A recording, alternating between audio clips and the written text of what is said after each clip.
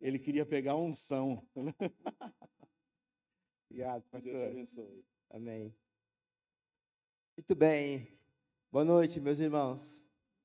É bom estar mais uma vez aqui. Me sinto em casa, apesar de ter rostos novos. Eu bastante feliz em ver a igreja bem cheia. É bom começar o ano na casa do Senhor. É bom começar o ano animado, buscando a presença de Deus. Vocês fizeram bem em ter esse compromisso com Deus. Eu tenho certeza que você não veio aqui me ver, mas você veio aqui para adorar a Deus. Amém? Eu também vim para adorar a Deus. É claro que para meus irmãos, mas esse é o meu maior objetivo, é adorar ao Senhor. E realmente é um tempo maravilhoso. Eu sempre digo que esse é o tempo mais especial na vida de qualquer cristão. É o tempo de estarmos juntos, adorando e louvando ao Senhor. A comunhão é algo extremamente importante na vida do cristão. Muito bem. O pastor já me apresentou também a minha família. Nós estamos, dia 4 agora, completamos 3 anos na grande Santa Terezinha. Santa Terezinha é um pequeno distrito de uma cidade chamada Lupércio. Aí você fala, onde fica Lupércio? Não é o irmão Lupércio. O irmão Lupércio está aí não, né? Está lá, não é. Ele é o dono da cidade, ele não vai lá. Tem muito buraco lá, viu? Está igual aqui. Tem lá consertar os buracos lá, viu, irmão Lupércio? Até tirei uma foto do cemitério lá, cemitério municipal de Lupércio, mandei para ele. E o que acontece? Santa Terezinha é um pequeno distrito dessa cidade chamado Lupércio. E aí, talvez, se querer se localizar melhor, fica a mais ou menos 30 minutos da cidade chamada Marília. A Marília é um pouco mais conhecido. Estamos também a 1 hora da cidade de Bauru. Bauru se eu não me engano, é a maior cidade do centro-oeste paulista. Não é a maior cidade do interior, mas do centro-oeste paulista. É uma cidade mais ou menos de 500 mil habitantes e Marília 120, Lupércio 3 mil e Santa Terezinha 1.000. 1.000 pessoas. Agora está um pouco defasado porque eu não estou lá, então tem um pouco menos. Porém, é esse local aonde nós moramos. Estamos há 3 anos, fizemos agora dia 4 de janeiro, e realmente tem sido um tempo abençoado, muito abençoado mesmo. Nós estamos aqui em São Paulo, todo ano Deus nos proporciona de uma forma ou outra para poder estar aqui. O ano passado eu não vinha para São Paulo, porque não tinha dinheiro, mas aí aconteceu um imprevisto na minha família, meu pai acabou ficando enfermo e veio até falecer, e nós tivemos que vir. Esse ano não morreu ninguém, graças a Deus, mas nós estamos aqui, pelo menos que eu conheço da família, né? Mas realmente é muito bom. Eu tenho umas fotos para compartilhar, aí já até ajuda a irmã Paula, né, irmã? Porque aí já precisa falar do nosso projeto lá. Então, o projeto Batista da Fé de Santa Terezinha se chama Batista da Fé, porque antigamente tinha um grupo chamado Batista da Fé, que veio dos Estados Unidos, depois Manaus, depois Paraná, e passou por lá e deixou esse nome. E eu achei bonito esse nome, então eu deixei. Então, essa é a frente do templo. É claro que há 3 anos, quando cheguei lá, não estava assim. Tudo isso foi trabalho que realizamos lá no templo. É um templo pequeno. Eu vou chutar aqui mais ou menos, que é 6x8 o templo. O terreno é muito grande. O terreno é 12x40. Então, quem entende de metragem aí sabe do que eu estou falando. Mas o templo em si é pequeno, tá bom? Pode passar aí, meu irmão. Então, qual é o nosso trabalho principal hoje lá? O nosso foco, nós estamos restaurando esse projeto. E é um trabalho muito antigo, tem mais de 30 anos. Mas fechou, abriu, fechou, abriu. E aí esse trabalho nunca se desenvolveu de uma maneira sólida. Há muitas pessoas que passaram por lá, crianças que ouviram o Evangelho, se converteram, estão em outras denominações, mas as portas praticamente estavam fechadas quando nós chegamos lá. E nós começamos tentando trabalhar durante 2 anos de pandemia, também muita dificuldade, muito parecido com os irmãos que estavam passando aqui. Mas de setembro de 2021, foi quando o senhor foi lá, né? Setembro de 2021, nós tomamos o trabalho de uma forma direta, sem precisar fechar, e nós começamos a focar principalmente nas crianças. E em agosto, eu recebi a bênção, fui até Manaus e poder fazer um curso, um trabalho específico com criança. E quando nós voltamos, agora, o ano passado, em agosto, nós começamos a colocar algumas coisas em práticas que nos abençoou bastante. Uma delas foi o estudo bíblico com as crianças no meu lar, porque lá na igreja nós não temos salas. Então, uma forma de levar as crianças para a igreja e evangelizá-la é abrir a porta da minha casa. Então, esse é um grupo que nós temos de mais ou menos 8 crianças, estudando a Bíblia. Eles ganharam essas Bíblias, são deles, foi um missionário que doou para nós. Então, nós estamos estudando a Bíblia com eles, tá bom? Pode passar, irmão. Ok. Aí são duas coisas, né? Esse grupinho aí também, eles frequentam a minha casa às sextas-feiras. Eu chamo de criar vínculo, tempo de criar vínculo, porque as crianças, nós nos encontramos, a maioria das crianças, nós nos encontramos apenas no final de semana na igreja, ou no dia a dia ali, mas eu gostaria de conhecer melhor elas. Então, eu criei esse tempo de criar vínculo, onde elas vão em casa, às sextas-feiras, elas brincam, e ali tem jogo de cartinha, tem jogo de dado, de carrinho, boneca, e depois tem um lanche. E as crianças estavam aí preparando não sei o que com a irmã Denise, ajudando. Nesse grupo aí, geralmente tem 24, 23 crianças na minha casa, todas as sextas-feiras. E na terça-feira, antes das crianças começarem o estudo bíblico, nós oferecemos um jantar para elas. O que é que você oferece? O que eu vou comer no dia. Arroz, feijão e ovo é que eles vão comer também. Caldo de mandioca, caldo de mandioca. Eu não tenho nada diferente para dar para eles. Então, o que eu vou comer, a tia Denise coloca um pouco mais de água, e aí nós comemos. Somos 12. Jesus começou com 12, né? Começamos com 8. Comecei com 8 lá em casa, e depois nós vamos estudar a Bíblia, um tempo bastante agradável. Pode passar aí, irmão, que tem bastante foto. Então, o que aconteceu? Isso veio refletiu com a presença das crianças na igreja. Olha, um culto de quinta-feira, criançada, louvando a Deus. E o culto de quinta-feira tem mais crianças do que no culto de domingo à noite. Porque no culto de domingo à noite, os familiares, por pertencerem a uma outra religião, então eles não deixam os filhos ir. Mas na quinta-feira eles permitem. Então, o culto de quinta-feira é o culto que tem mais crianças, mais pessoas na igreja, tá bom?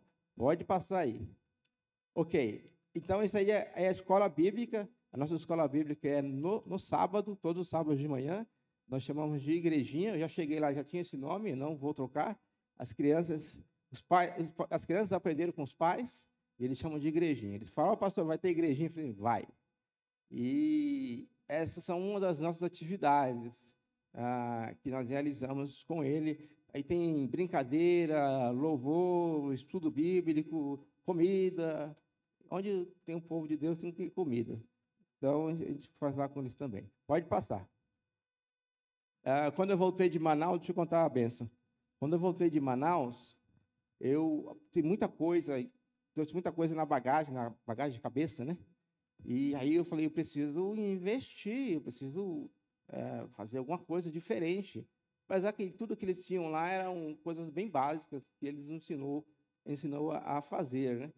Mas existe um certo investimento. E eu falei, eu não tenho dinheiro para fazer. E naquela mesma semana, Deus nos enviou uma pessoa que nunca tinha nos ajudado, mandou uma oferta onde nós conseguimos comprar aquilo que nós precisávamos. Então, esse aqui é um carpete, e nós compramos esse carpete, e todo esse material aí que vocês estão vendo grudado no carpete, foi eu e a irmã Denise e Joana que fizemos. Nós contamos a história de José, durante 3 sábados, usando esse painel. Pode passar. Tem outras coisinhas aí que eu quero mostrar para vocês. Isso aqui é muito legal. O crachá. O que significa esse crachá? Foi uma ideia também que eu trouxe lá de Manaus. As crianças aqui, elas ganham tem um crachá com foto, o nome dela, porque é importante você olhar para a criança e falar o nome dela. Ou, Roberto, você está aprontando demais hoje, Roberto. Roberto, vem para a igrejinha. Então, a criança se sente importante. Todos nós nos sentimos importantes quando somos chamados pelo nosso nome. E também tem a data de nascimento, porque nós queremos fazer o aniversário delas, eu pelo menos juntar um tanto, né? E também um número. Por que tem um número? Porque no final da brincadeira, no final da atividade da escola bíblica, tem um sorteio de cartinha, de bis. Então, a criança tem um número, nós fazemos um sorteio. E elas ficam bastante felizes. Alguns aí não tinham crachá, porque essa foi a primeira vez que eu fiz. E quando a criança ela vem para a igreja, ela não ganha um crachá de vista, no primeiro dia, não ganha um crachá. Ela ganha um crachá de visitante. Por quê? Se ela frequentar 3 sábados, ou o mês todo, que vai a lição, aí ela vai ganhar um crachá com uma foto, com um número, com a data de nascimento dela e com o nome. Porque ela vai poder participar e ela se sente parte do grupo. Então, hoje, crianças, eu chamo de crianças matriculadas, nós temos uma média de 30 crianças matriculadas que têm o seu crachá, que têm sua foto, que têm o seu número. E se ela faltar um mês, ela perde o crachá e volta para o crachá de visitante. Então, ela não quer perder o crachá dela. Então, é uma forma de nós trabalharmos com as crianças. E tem dado muito certo. Nós temos uma média de 40 crianças todos os sábados, em um espaço aí de 6 por 8. E nós fazemos uma atividade bem gostosa. Pode passar aí, meus irmãos. Então, essa foi uma das atividades que nós fizemos. Tudo isso aí é material reciclável. Algumas coisas eu fiz na impressora também. Essa bonequinha aí foi a Joana que deu para complementar a atividade. Estávamos contando a história de Moisés. Durante 3 sábados, nós usamos esse material que eu mesmo produzi em casa. E foi realmente muito bom, porque hoje as crianças, eu conversando com um especialista, se você é dessa área, as crianças elas têm tudo muito pronto nos slides, né? Ela vê, então isso atrapalha um pouco dela pensar e também aguçar a curiosidade e a criatividade dela. Então, com esses bonequinhos, você pode ver o bonequinho mexendo, a irmã Denise contando a história, e o bonequinho vai para lá, o bonequinho vai para cá, e as crianças ficam usando a criatividade. E é um fato delas poderem também aprender. Nem todas as lições nós conseguimos fazer, porque esse é um material que levava um pouco de tempo a produzir, mas é uma das coisas que nós estamos usando. Pode passar, meu irmão. Então, aí pode ver tudo feito com papelão e rolo de papel higiênico e muito mais. Pode passar. Aí a criançada, então, essa é a parte onde nós estamos contando a história. Aquele gordinho ali é meu irmão, o pastor Fabiano, ele nos ajuda. E tem os adolescentes também, as meninas que estão nos apoiando. Essa última parte, nós fazemos questão que elas sentem no chão, porque é uma atividade diferente. Depois, uma outra hora, eu posso explicar para você, se você quiser saber por quê. Mas essa é a última parte da nossa atividade. Pode passar. E aí, vocês vê primeiro do meu lado esquerdo, aqui, vê a foto... um final comum do dia de sábado, né? Depois elas têm um lanche, onde é distribuído um lanche. Uma outra foto, vem logo depois dessa, pode passar, meu irmão. Ainda as crianças têm no estudo, pode passar. E aí, essa foto foi o último dia que nós fizemos o trabalho com as crianças. Nesse dia, nós tivemos a presença de alguns irmãos daqui da cidade do Guarujá. Eles foram ver o nosso projeto, eles nos apoiam também. Está vendo? Ó, cidade do Guarujá, hein? Estou esperando vocês lá esse ano, hein? Tá bom? Olha aí. Eles foram lá e nos ajudaram. E foi um dia comum. Foi um dia comum. Não foi encerramento. O encerramento eu fiz em casa. Esse foi um dia comum. Graças a Deus, nós tínhamos 42 crianças. Foi realmente um tempo bastante abençoado. E não é só brincadeira, não. Eles aprendem a Bíblia mesmo. Vocês podem perguntar para eles depois, se vocês foram lá. Pode passar aí. Eu acho que acabou. Acabou. Muito bem. Então, eu agradeço a Deus pela vida dos irmãos. Tinha uma foto, eu não sei, tinha uma foto, mas não precisa mostrar, não. Tinha uma foto que tem um rapaz sentado. Esse rapaz, ele é missionário e pastor da Igreja Batista, lá do interior da Amazônia. Eu não sei o nome exatamente, o nome da igreja. É Batista do interior da Amazônia. E eles envolvem um projeto com os ribeirinhos, da Missões Nacionais. Havia até irmão também da Missões Nacionais ali, né? Legal. E ele esteve na nossa região, o nome dele é Gabriel, é um jovem pastor de 23 anos, um rapazão, assim, e ele foi pregar na igreja do meu irmão, e apresentou o projeto dele, e eu olhei para ele e falei, olha, nós vamos te ajudar, Santa Teresinha vai te ajudar, nós vamos apoiar você durante um tempo, durante 6 meses. Na verdade, quando eu falo 6 meses, 6 meses de 1000 anos, não sabe, quando Jesus voltar. Mas é uma forma de incentivar a igreja a poder trabalhar. Nós somos um grupo de 4, 5 adultos. E nós começamos a apoiar esse irmão, e tem sido realmente uma grande bênção para nós. Nós estamos no 3º mês, e a meta é fazer 6 meses, mas depois eu vou buscar mais 6, mais 6, e mais 6, e mais 6, e mais 6, eu não sei até onde eu vou parar. Mas a ideia é apoiar, e realmente tem sido uma grande bênção. Ele esteve conosco lá em Santa Teresinha, participou de todas as atividades, e ele mandou algumas fotos assim, maravilhosas do trabalho que ele faz lá no interior da Amazônia. Eu lembro que ele falou assim, olha, um litro de gasolina, isso foi em outubro, que ele foi lá mais ou menos, custava R$10 lá na região. Não sei, acho que só pede para Embu-Guaçu, só ganha de Embu-Guaçu. Só pede para Embu-Guaçu, né? Embu-Guaçu está paia, né? Mas só R$10 no litro de gasolina, e não tem estrada, ele está 12 horas de Manaus, de barco. Então, eu falei, nós vamos te ajudar, porque quando eu vejo um trabalho, um projeto assim, é um motivo de grande alegria. Eu vejo que Deus também pode me abençoar, porque a Bíblia diz que é melhor dar do que receber. Então, nós estamos incentivando os irmãos e já estamos implantando no coração dos irmãos também esse projeto. Não é só receber, mas também é dar. Tá? Coloque isso no seu coração. Muito bem. Agora vamos estudar. Eu não tenho nenhum slides, mas eu vou falar aqui mesmo. Esse púlpito aqui é interessante, porque se você estiver tremendo, todo mundo vê. Mas beleza. Isso aqui não é mal de Parkinson, não, viu? Isso aqui é tremendo mesmo. Vamos lá. Mateus capítulo 24, verso 13. Mateus capítulo 24, verso 13. É um texto um pouco longo. Eu vou lendo aqui.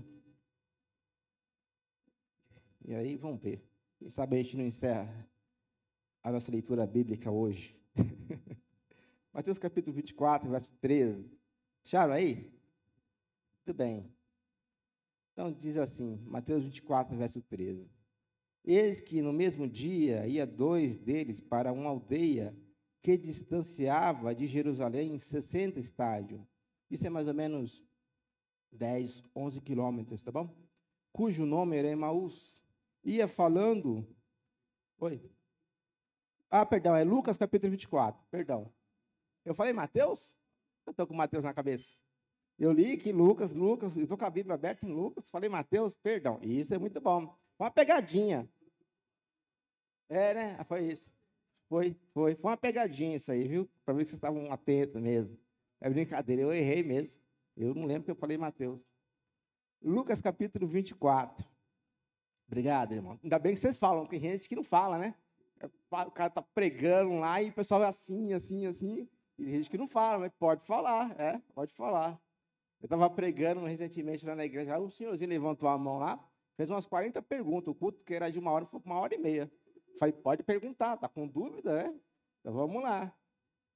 Mateus capítulo 24, Lucas capítulo 24.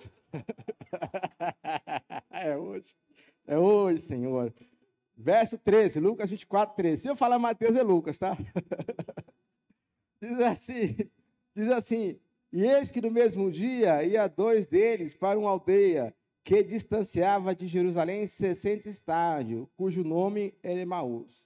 E iam falando entre si de tudo aquilo que havia sucedido.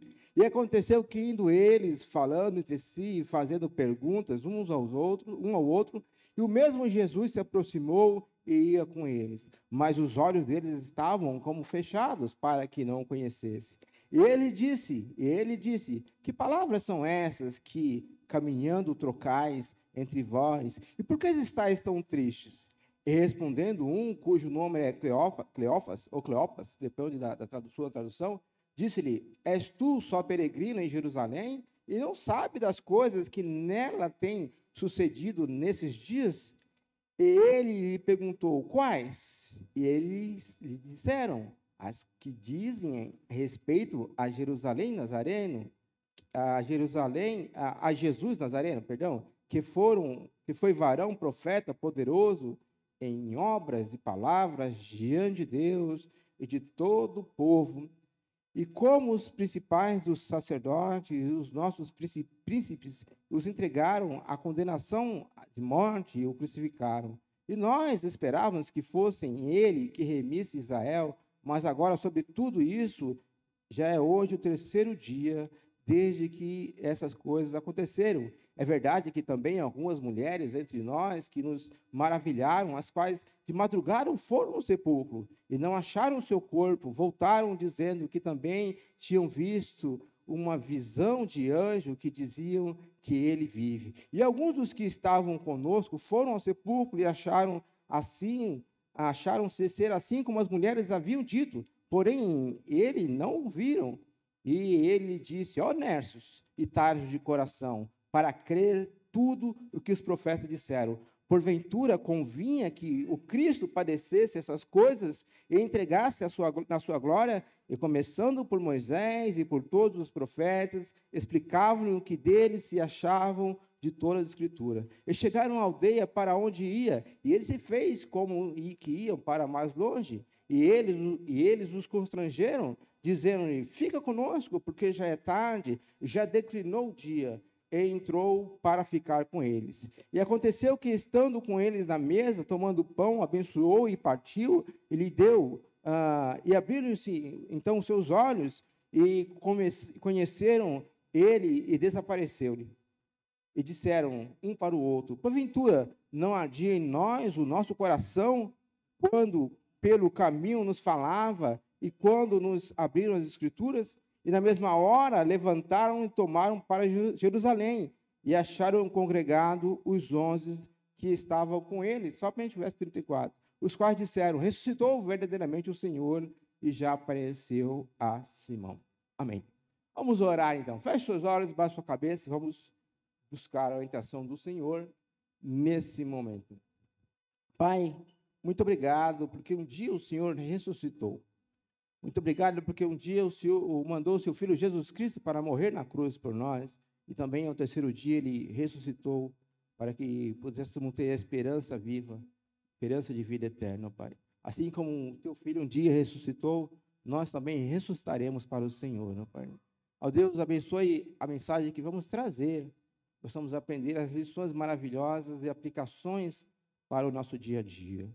Em nome de Jesus. Amém. Muito bem, muito bem. Esse é um texto clássico, um texto que todo crente pelo menos, já leu pelo menos uma vez na vida, a Caminho de Emaús. Eu não tenho um tema para essa mensagem, mas se eu for usar o tema, eu vou usar esse aqui, é Caminho de Emaús. Porque esses acontecimentos aqui é muito interessante. Existem várias lições que podemos extrair e aplicar em nossa vida. É interessante que quando nós lemos essa passagem, é importante perceber que Jesus ele estava a caminho, e a Bíblia diz que 2 homens estavam saindo de Jerusalém e estavam indo para esse local chamado Emaús, que era mais ou menos entre 10 a 11 quilômetros, e a Bíblia diz que Jesus se aproximou desses homens. E quando nós pensamos essa cena, e se colocamos na nossa realidade, nós ficamos pensando como alguém pode se aproximar de uma ou outra pessoa sem ser chamado, sem ser convidado para a conversa. Numa cidade grande como a nossa, aqui em Boguaçu, São Paulo, se você está andando na rua e alguém se aproxima de você, assim repetidamente, assim, o que você faz? Nós ficamos o quê? Assustados. Opa! É difícil. Lá em Santa Terezinha isso é até normal, as pessoas se aproximar, como é uma cidade pequenininha, as pessoas gostam muito de prosear. Então, é até normal. Mas uma cidade grande, as pessoas ficam assustadas. Como alguém se aproxima? E quando nós lemos esse relato aqui, 2 homens saindo de Jerusalém, indo para provavelmente a sua cidade, Jesus se aproxima e eles começam a conversar, a dialogar com Jesus. É importante notar, na questão cultural da região, que o acontecimento que tinha passado em Jerusalém era a Páscoa. E muitos peregrinos estavam em Jerusalém. E eles estavam retornando para as suas cidades. Então, eles estavam viajando. Esses homens eram peregrinos. Apesar de serem também discípulos de Jesus, eles eram peregrinos. Eles estavam retornando para a sua cidade. E era normal os peregrinos se juntarem no caminho e dar ali a sua viagem, cada um até o seu destino. Então, Jesus se aproximando não foi algo fora do normal. É mais um peregrino que está andando conosco. E esses homens, então, estão conversando dos acontecimentos que tinham passado em Jerusalém, e Jesus se aproxima deles. Que acontecimentos foram esses? Primeiro foi falando sobre a prisão de Jesus. Toda a prisão, morte de Jesus foi algo público. A cidade inteira viu isso. A cidade inteira sabia sobre isso. Tanto que eles ficaram assustados quando Jesus perguntou o que estava acontecendo. E eles falaram assim, olha, você é o único em Jerusalém que não sabe? Todo mundo sabia. Foi algo público. A crucificação, a morte, a prisão de Jesus, todos sabiam do que estavam se passando em Jerusalém. E eram esses acontecimentos que esses homens vinham discutindo. Quando nós olhamos o verso 13 e o verso 14, verso 15, vamos ler novamente, Lucas capítulo 24, agora eu acertei, né?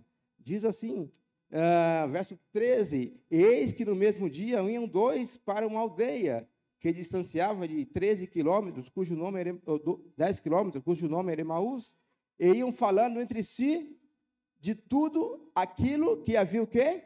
Sucedido.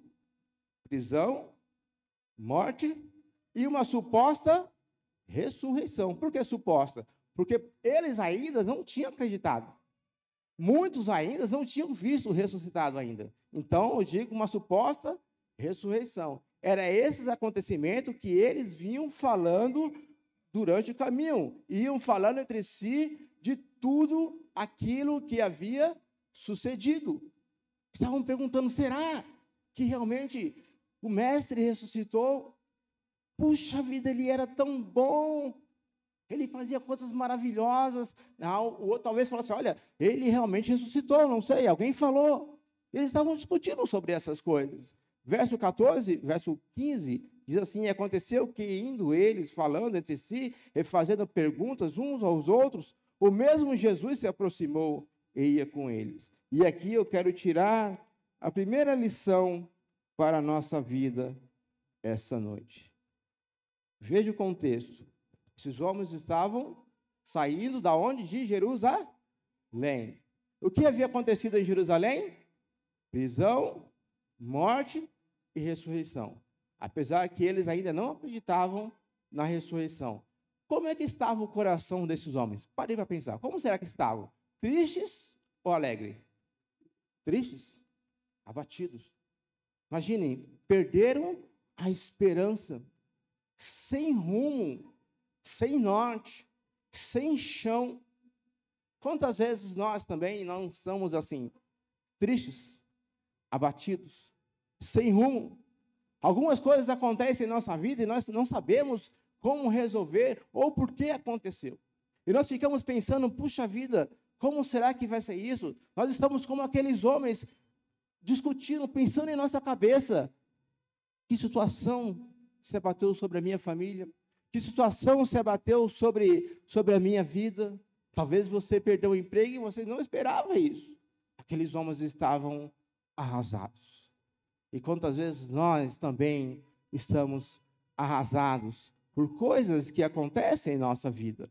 E olha só, então, a primeira lição é que no verso 14, o final do verso 14 diz assim, o mesmo Jesus se aproximou e ia com eles. E aqui é uma pérola, ou seja, o Senhor, Ele está sempre próximo de nossas vidas.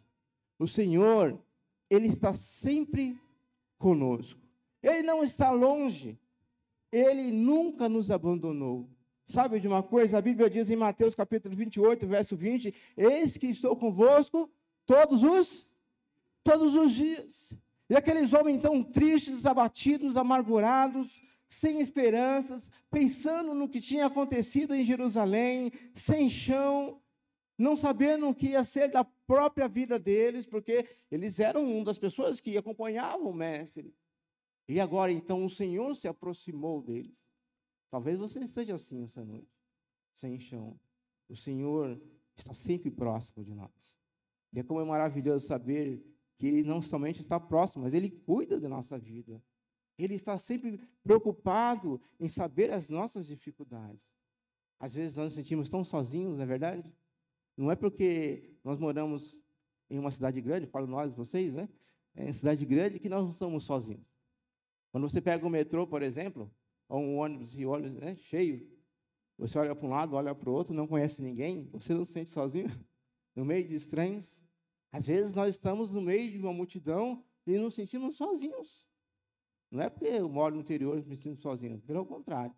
Lá as pessoas gostam de botar a cadeira e ficar do lado de fora, e ficar olhando o que está passando, né? E eles gostam de cuidar um pouco da vida dos outros, né?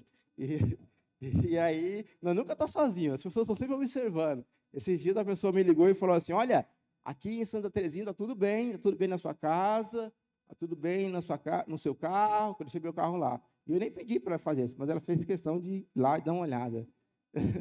Então, vem por isso, né? Mas sabe, uma coisa, Deus não nos abandona. O Senhor está sempre próximo. Eis que estou convosco todos os dias até a consumação do céu. Você está sentindo sozinho? Está abatido como aqueles homens? É interessante, quando nós lemos o versículo 16 e o versículo 17 e 18, diz assim, mas os olhos deles estavam como fechados, para que não conhecessem. Eu confesso que eu procurei bastante sobre esse assunto. Como que os olhos deles estavam como fechados? Como que eles não reconheceram Jesus? E muitos teólogos falaram várias coisas, e eu não fiquei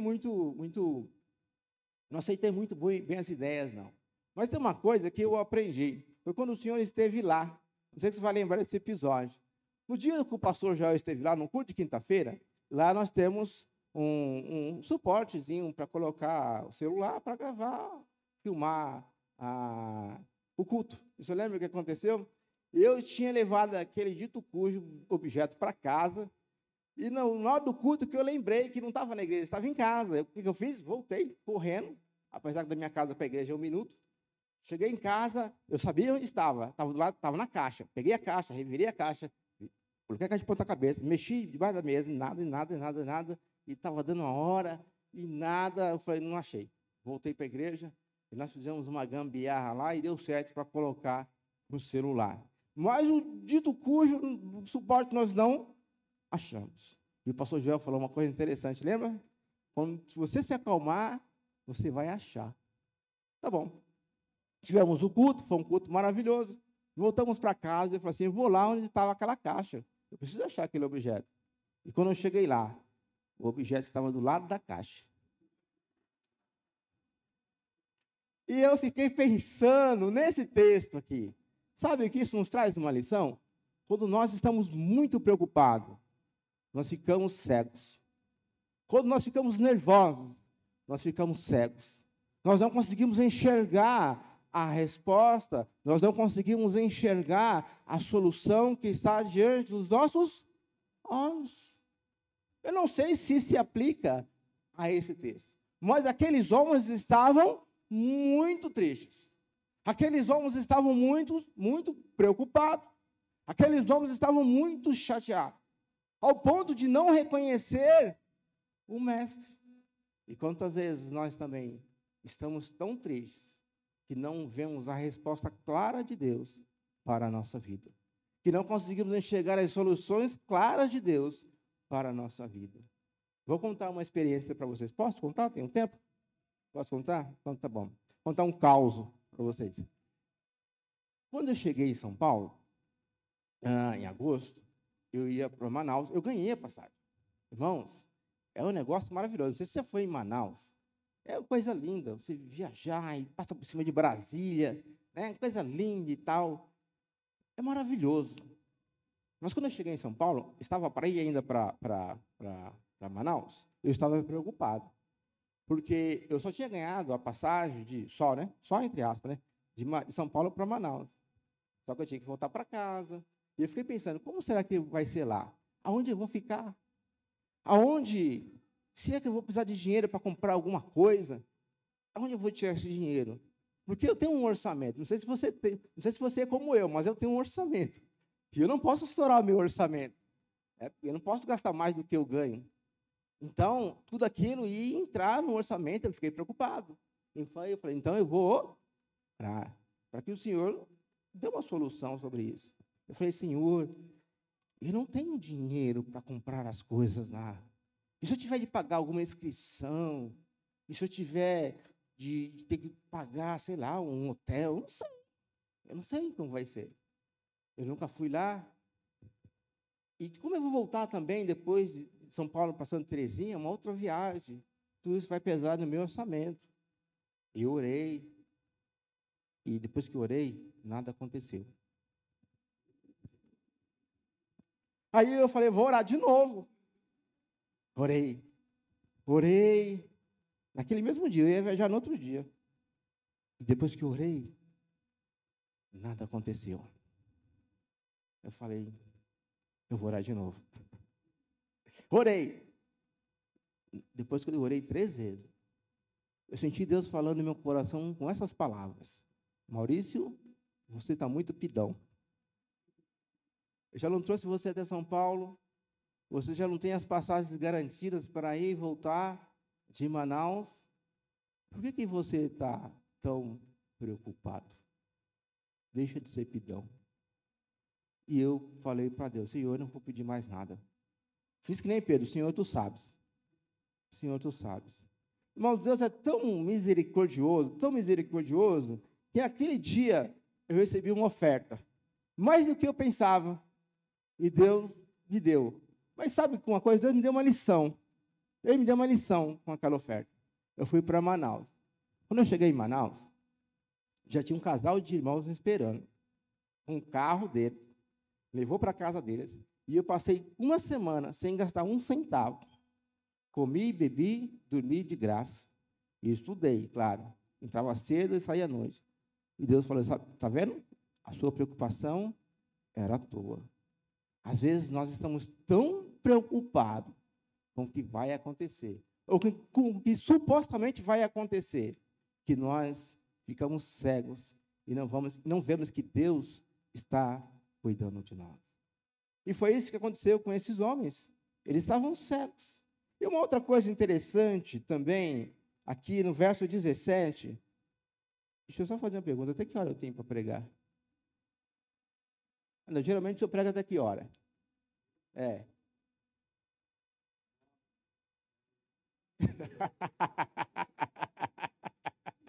Não, eu vou, fique tranquilo, irmão, fica tranquilo, tá bom?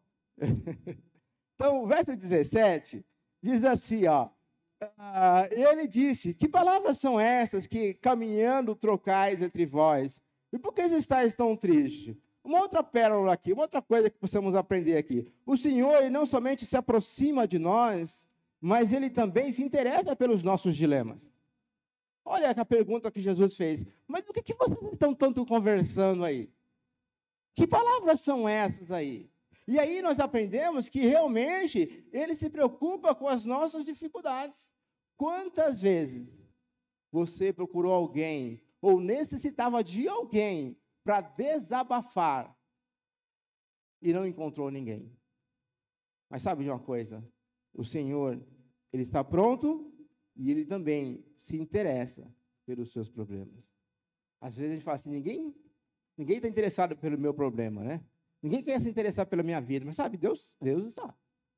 Deus está. Ele está muito interessado em conversar com você. Essa semana vamos ter a semana de oração. Ele está muito preocupado e interessado em conversar com você. Rapidinho, uma coisa que eu lembrei aqui que o senhor falou, lá em Manaus, Eu fui numa igreja de 20 mil pessoas. Imagina uma igreja de 20 mil pessoas. São 20 Santa Terezinha juntos, né? É interessante, igreja, enorme a igreja. Coisa assim, fantástica.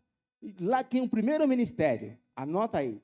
Toda pessoa que é membro da igreja e quer fazer parte de um ministério, existe o primeiro ministério. E eles têm um contrato de 1 ano. Eu lembrei. E sabe qual é o primeiro ministério deles? Ministério da faxina. Todo mundo é advogado, é empregado doméstico, não importa a classe social do camarada. Vai para o Ministério da Faxina. Assina um contrato durante o ano. Pega a dica. Pega a dica. Pega a dica. Pega a dica. E eles não pagam funcionários. Os membros fazem tudo. E tem um contrato. Se você não cumprir aquele contrato, você não pode ter outro ministério na igreja. Olha que interessante. 1 ano.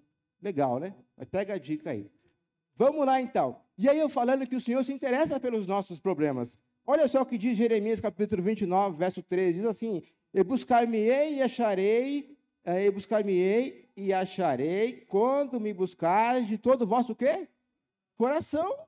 Sabe, o Senhor, Ele realmente se interessa pelos nossos problemas, pelos nossos dilemas. Por quê? Porque quando oramos, nós cremos que Deus, de uma maneira sobrenatural, vai agir em nossa vida.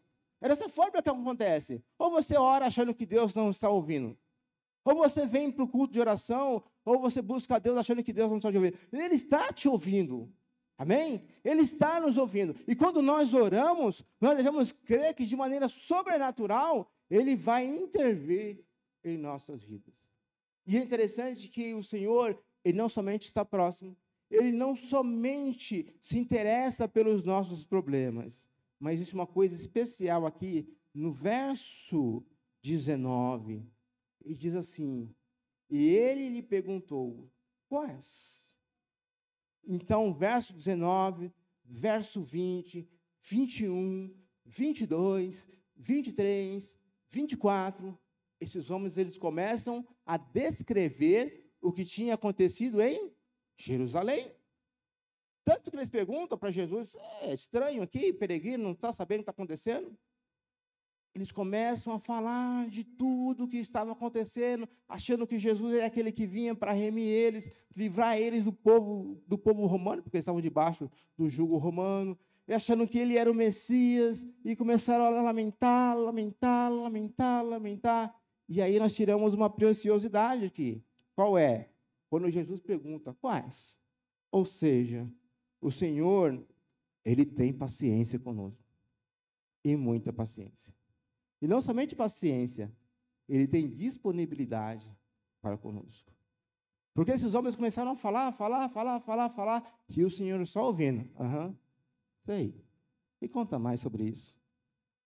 Ele tem paciência. E como Ele tem paciência com o irmão Maurício. E como Ele tem paciência com você. Mas não somente paciência, Ele também tem disponibilidade. Ele estava ali pronto para ouvir. O Senhor está pronto para ouvir o seu clamor essa noite. O Senhor está pronto para ouvir a tua angústia essa noite. Quando eu falo de disponibilidade, é interessante. É assim, nem sempre também eu estou disponível. Porque o pastor também nem sempre, porque se eu faz 3 horas da manhã, está dormindo, né? Eu também estou dormindo, né? Então, alguns estão começando para trabalhar. Mas, geralmente, né, a gente fala que tem disponibilidade, mas nem sempre nós estamos sempre disponíveis. Mas Deus está sempre disponível para conosco. Lá em Santa Terezinha, é interessante que nós começamos, quando nós chegamos lá, veio bem a época da pandemia e tudo mais, nós falamos, vamos fazer um culto na garagem, porque as igrejas não estavam podendo abrir e tudo mais. Eu coloquei uma caixa de som na garagem e tudo mais, e aí os vizinhos gostaram. Eu falei assim, se os vizinhos ou eles me amam ou eles me odeiam, porque eles vão ouvir a palavra de Deus. E a caixa de som bem alta, porque ela é comum. Aqui talvez você vai arrumar problema se você fizer isso, mas não é comum. E aí veio uma senhora, Dona Ivone, e ela falou assim, eu posso assistir o culto com vocês? Eu falei, pode. Colocamos uma cadeira afastadinha na garagem e tal. E aí Dona Ivone começou a vir aos cultos e tal. Daqui a pouco ela começou a comentar o que estava acontecendo na vida dela. Falou que sentia fraqueza, que às vezes caía. Morava com os familiares, mora numa parede, uma casa vizinha dos familiares. mas às vezes os familiares não iam na casa dela. Então eu comentei com a Denise e falei assim, olha, a irmã Ivone precisa de ajuda. E nós começamos a sondar e vimos que o problema das quedas, da fraqueza, era a fome. Ela não se alimentava direito. Uma idosa, sozinha, apesar dos familiares perto, não se alimentava. Então, durante 2 anos e meio, todos os dias nós levávamos um almoço para ela que ela pudesse se alimentar, pelo menos ter uma refeição digna. E não somente isso, começamos a levar também ela no médico, levar no banco, porque lá os idosos não sacam dinheiro, não sei se você sabe, mas consegue sacar, mas lá muitos não sabem tirar o dinheiro no caixa eletrônico. Então, ele pede para você fazer isso. E ela tinha confiança, eu ia com ela, tirava todo o dinheirinho dela, dava na mão dela, o recibo dela, e não somente ela, levava na farmácia, depois ia pagar a conta de luz, porque eles lá têm um ponto certo para pagar a conta de luz, mesmo tirando dinheiro do banco, eles querem pagar em outro lugar, e aí tem todo um ritual, né? E aí fizemos esse trabalho com ela, e sabe o que ela fez? Ela começou a falar para os outros idosos do que nós estávamos fazendo por ela. Santa Terezinha é um lugar de idoso, tá? Assim, mais ou menos 70% da população é idoso. E eu em casa, as pessoas chegam, batem na porta, o senhor, eles chamam de pastor, você que é o pastor da Ivone e tal, sou eu mesmo. Será que você pode ir lá no banco, tirar meu dinheiro? Posso. Aí eu brinco, eu falo assim, em São Paulo as pessoas vão no banco, vão receber, imagina, né? E vão para o shopping, imagina, essa brincadeira, né? Vai para o shopping gastar, lá o pessoal vai para a farmácia gastar. E aí eu brigo com ele, né? E aí eu comecei a levar os idosos, muitos idosos. E agora eu tenho um pessoal certinho, já no final do mês, eu tenho um pessoal certinho que eu já levo já. Você tem que estar disponível, mas nem sempre você está. Mas sabe de uma coisa? Deus está. Deus sempre está disponível. Ele não somente se aproxima de nós, ele não somente se interessa pelos nossos problemas, mas ele também tem paciência e também está disponível para ouvir os nossos sofrimentos, as nossas dores, as nossas lutas. Não se sinta só nessa caminhada da vida cristã. Aqueles homens estavam se sentindo só, abatidos na caminhada até Emaús. Talvez você, essa noite, esteja caminhando para Emaús. Eu não sei qual é a sua Emaús. Eu não sei qual é a sua luta. Mas eu sei que o Senhor está próximo. Eu sei que o Senhor se interessa pelas suas dificuldades. E eu sei que Ele tem total paciência e disponibilidade para te ajudar. Agora, uma outra coisa, para não me alongar muito, que verso 26, 27 e 29, vamos ler, 25, 26 e 27, diz assim, verso 25, eu disse-lhe, honestos e tais de coração, para crer tudo o que os profetas disseram. Porventura não convinha o que Cristo padecesse essas coisas e entrasse na sua glória? E começando por Moisés e por todos os profetas, explicavam o que eles se achavam em todas as Escrituras. Então, Jesus, quando ouviu toda aquela conversa deles e tudo mais, Jesus chama a atenção deles. Fala, olha, vocês são lentos para crer. É isso que no original significa essa palavra nersos, tá bom? Que é diferente do significado da língua portuguesa. É lentos para crer. Como vocês estão demorando para crer? Não era necessário que Cristo viesse e padecesse essas coisas? E aí, quando ele faz a referência, começando por Moisés, na verdade, não está falando da pessoa de Moisés, mas está falando do Pentateuco, de Gênesis, Êxodo, Levítico, Número e Deuteronômio. Está falando que a lei já apontava para Jesus e que um dia Jesus iria e morreria. Então, Jesus chama a atenção deles. Jesus começa a ensinar a palavra para eles. E aí, então, o profeta Osés nos traz uma lição, quando ele diz em Osés, capítulo 4, verso 6, diz assim, o meu povo está sendo destruído por falta de conhecimento. Hebreus capítulo 4, verso 2, diz, porque a palavra de Deus, porque a palavra é viva e eficaz, e é mais o quê? Que penetra até onde?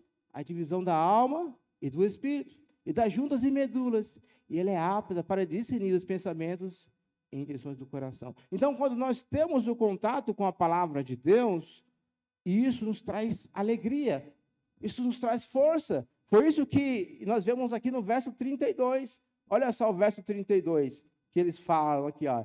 Eles disseram um para o outro. Porventura não ardia em nós o nosso coração, quando pelo caminho nos falava e quando nos abria as Escrituras? Veja que Jesus estava ensinando a palavra para eles, e o coração deles ardia. O coração deles estava se enchendo de esperança, que outrora não tinha. E traz uma lição para nós, e quando experimentamos da palavra, da presença do Senhor, isso nos traz esperança. Que maravilha, aqueles homens se encheram de esperança. E aqui eu quero finalizar com uma coisa que eu descobri recentemente. Eu achei fantástico isso. Verso 33 e verso 34, do capítulo 24 de Lucas, diz assim, verso 33, e na mesma hora, levantando-se, tornaram para Jerusalém, e acharam congregados os 11, e os que estavam com eles, os quais diziam, ressuscitou verdadeiramente o Senhor, e já apareceu a Simão. Esse fato aqui, eu posso vir aqui na frente aqui? Posso, muito bem. O pessoal da câmera aí, se vira aí. Esse fato aqui é maravilhoso. Vamos voltar lá atrás. Como Jesus encontrou aqueles homens? Eles estavam tristes ou alegres? Tristes. Com esperança ou sem esperança? Sem esperanças, abatidos. Questionando em seu coração e um comentando um com o outro. Será? Será? Essas são as dúvidas que muitas vezes o inimigo coloca em nosso coração. Voltando para casa tristes. E então, quando eles têm um contato com Jesus, Jesus mostra para eles, Jesus se apresenta para eles, e a Bíblia diz que Jesus sumiu na frente deles, isso é uma outra história. Jesus sumiu na frente deles, e os seus olhos abriram, e eles entendem que ele era Jesus. E aí eles tomam uma atitude. Só para vocês pensar um pouco. Sabe aquele momento que eles convidaram Jesus para entrar?